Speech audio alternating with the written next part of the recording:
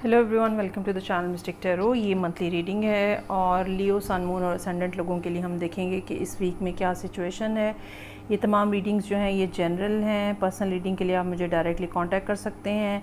General reading होने का मतलब ये होता है कि हो सकता है कि आपसे पूरे तरीके से रेजोनेट ना करे या आपको कुछ फेमिलियर ना फील हो, तो इसलिए आप हो सकता है कि आपको किसी और रीडर की रीडिंग देखने की ज़रूरत हो। तो करियर और रिलेशनशिप दोनों को मैं यहाँ पे देखूँगी। मेरे पास एडवाइस के अलग-अलग कार्ड्स मौजूद हैं। पहले मैं डील करूँगी और आपको एक्सप्लेन करूँगी रिलेशनशिप की सूरत हाल। अच्छा, रिलेशनशिप में ना ये है सिचुएशन कि ऑलरेडी पर्सन एक एग्जिस्ट कर रहा है और जैसे आप दोनों के दरमियान में खामोशी है, एक इंटेंशनल किस्म की खामोशी है और ये एक ऐसी खामोशी है जो कि ब्रेकअप के बाद होती है। इसमें कोई शक नहीं है कि ये पर्सन जो है ये आपको एक किस्म का ऑन द सरफेस या आपको छोड़ के जा चुके हुए हैं।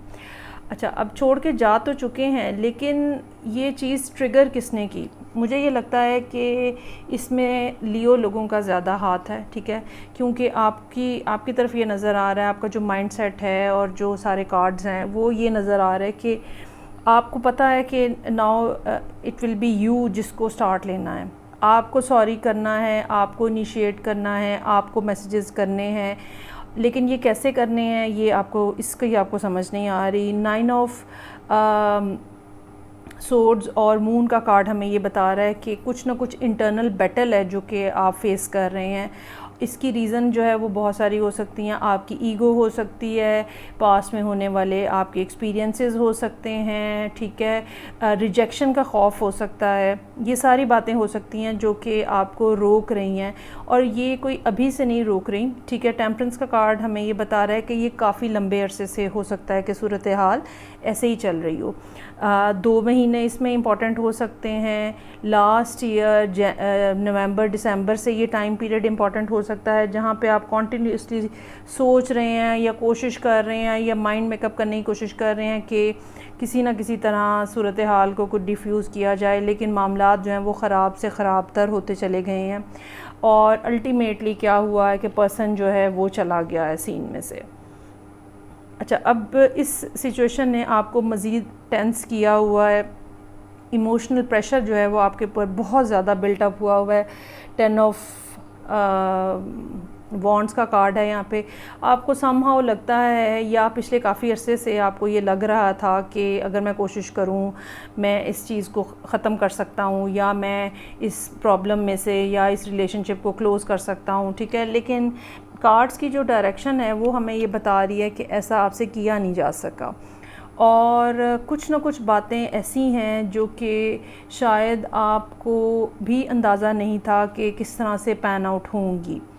यहाँ पे हाई प्रीस्टेस का कार्ड हमें ये बता रहा है कि कोई बात है जो छुपी हुई है, कोई चीज़ है जो छुपी हुई है। ये आपकी अपनी फीलिंग्स हो सकती हैं, हो सकता है कि आप डिनाइल का शिकार हो, ठीक है। ये दूसरे पर्सन की फीलिंग्स हो सकती हैं, बज़ाहिर चूँकि वो आपको छोड़ के जा चुके हैं, but still king of cups की मौजूदगी हमें यहाँ पे ये बता रही है कि इस बात का चांस हो सकता है कि they have certain feelings for you. यहाँ पे वाटर साइन की प्रेजेंस बहुत ज़्यादा स्ट्रॉन्ग है। पेज ऑफ कप्स है, हाई प्रीस्टेस है, किंग ऑफ कप्स है, मून का कार्ड है। कहीं ना कहीं कैंसर, स्कॉर्पियो या पाइसेस, ये 3 साइन जो है ना बहुत अहम हो सकते हैं जो कि लियो लोगों के साथ डील कर रहे हैं। इसके अलावा यहाँ पे एक्वेरियस और सेजिटेरियस भी हैं, लेकिन मेरा ये ज़्यादा फीलिंग जो है वो ये है कि कहीं ना कहीं वाटर प्रेजेंस जो है वो बहुत स्ट्रांगली मौजूद है। सो पर्सन जो है वो छोड़ के जा चुका है, आप उसको इनवाइट करना चाहते हैं, आप उसको बुलाना चाहते हैं, आप उनके साथ एक लॉन्ग टर्म कमिटमेंट की तरफ जाना चाहते हैं। सन का कार्ड जो है वो इसी पॉइंट की तरफ इशारा कर रहा है, लेकिन एम्परर जो है वो हमें यहाँ बता रहा है कि अगर तो आप अर्ली एज में हैं, मतलब 30s में हैं अगर, तो आप तो हो सकता है कि आपको अपने घर में जो एल्डर्स हैं आपको उनकी तरफ से परमिशन का डर हो कि वो नहीं मानेंगे। ये भी हो सकता है कि आप में से कुछ लोग ख़ुद ही मैच्योर एज के अंदर हों, 40 से अबव की एज के अंदर हों, तो उनके लिए सोसाइटी और सोसाइटल प्रेशर्स जो है ना वो बहुत ज़्यादा इम्पॉर्टेंट यहाँ पे रोल प्ले कर रहे हैं और जिसकी वजह से आप जो है वो सामने नहीं आ पा रहे, आप स्ट्रगल कर रहे हैं इस सारी सूरत हाल के अंदर। अच्छा, अब यहाँ पे जो एंड ऑफ द डे जो क्या सिचुएशन होगी, जुलाई के एंड के ऊपर क्या सिचुएशन होगी, हाई प्रीस्टेस का कार्ड है और 4 ऑफ वॉन्ड्स का कार्ड है। रिलेशनशिप बहरहाल ग्रो कर रहा है, आप एक दूसरे से बात कर रहे हैं या नहीं कर रहे हैं, रिलेशनशिप में एक जो स्ट्रेंथ है ना, एक ग्रोथ है, एक नीड जो कि हम किसी दूसरे पर्सन की अपनी लाइफ के अंदर फील करते हैं, वो है। 10 ऑफ वॉन्ड्स स्टार का कार्ड हमें ये बता रहा है कि आप चाहे जितनी मर्ज़ी स्ट्रगल कर लें, चाहे जितनी मर्ज़ी एफ़र्ट कर लें, लेकिन टिल द टाइम आप ये अपना जो अननेसेसरी बर्डन आपने अपने सर पे उठाया हुआ ये ड्रॉप नहीं कर देते हैं, तब तक आपके पास हीलिंग नहीं होगी, ठीक है। So somehow you really need to reconnect with this person. अच्छा, एडवाइस के कार्ड्स में पहला कार्ड जो है वो ग्रीफ का कार्ड है। ये कार्ड जो है, ये पहले क्या हुआ, उसने ये कहा, मैंने ये कहा, मैंने ये गलती की, ठीक है। ये आपकी अपनी मिस्टेक्स के वजह से भी हो सकता है, और ये भी पॉसिबिलिटी हो सकती है कि पास में जो लोगों ने आपके साथ किया है, आपको उसकी वजह से भी अभी तक आप उनसे भी हील नहीं हो सके हैं। दूसरा कार्ड जो है वो कंप्लीशन का कार्ड है, जो कि हमें ये बताता है कि समहाउ आपको ये लगता है कि अब तो भाई जो मर्ज़ी कर लूँ, अब तो इस पर्सन ने तो वापस आना नहीं है, it's dead now, it's over now. तो ऐसी बात जो है वो नहीं होती है।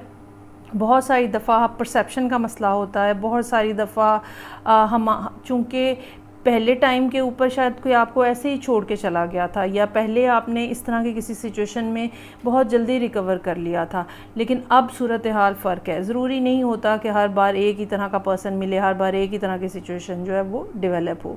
सो यहाँ पे हाई प्रीस्टेस और मून दोनों जो हैं वो कार्ड्स इस किस्म के हैं जो एम्बिग्युइटी की बात करते हैं, जो कोई ना कोई सीक्रेसी है, कोई ना कोई बात है जो हिडन है। Either you are trying to hide something or universe is hiding something from you। तो इस तरह की कोई बात है, इस वजह से ये मामला जो है वो इस तरह से लिंगर ऑन हुआ है। बहरहाल आपके पार्ट के ऊपर है कि आप एफ़र्ट करें, कोशिश करें और इस मसले को सॉर्ट आउट करें, अदरवाइज़ ये आपको ना जान लेगा आपकी।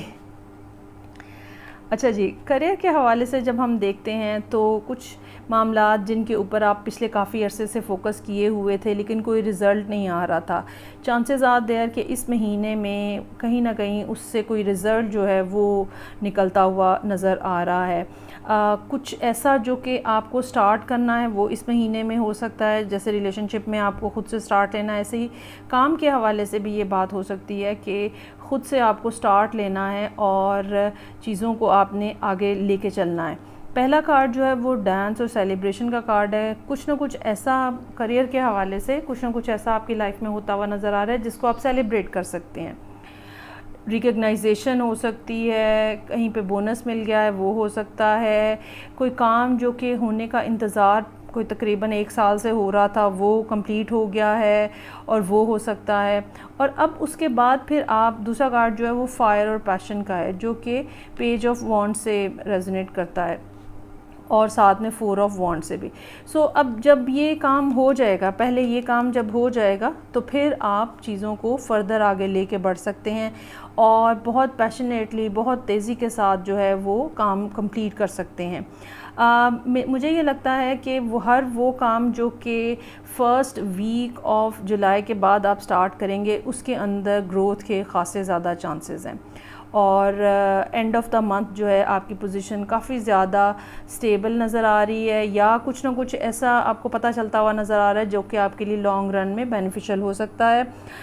इसमें ये भी बात इम्पॉर्टेंट होगी कि शायद अभी बज़ाहिर आप फोर्सी नहीं कर सकते कि क्या एंड ऑफ द मंथ क्या एक्सपेक्टेड होगा, लेकिन कुछ ना कुछ इस किस्म की चीज़ें यहाँ पे हैं मौजूद जो कि आप एक्सपेक्ट नहीं कर रहे थे। वो लोग भी हो सकते हैं, वो इवेंट भी हो सकते हैं जो कि अल्टीमेटली आपके लिए फ़ाइनेंशियली आपको बेहतर पोजीशन में ले जाने का बायस बने या करियर में आपको बेहतर पोजीशन पे ले जाने का बायस बने।